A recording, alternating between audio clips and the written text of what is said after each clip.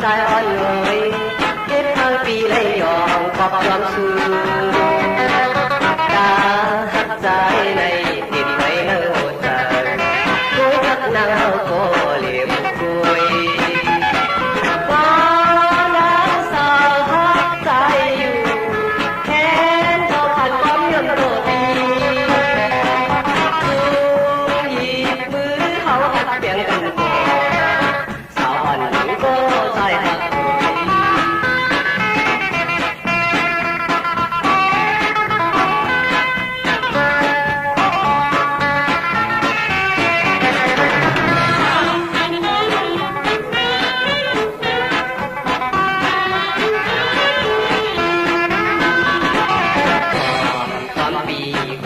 ยิ่งใจอ่อนเลย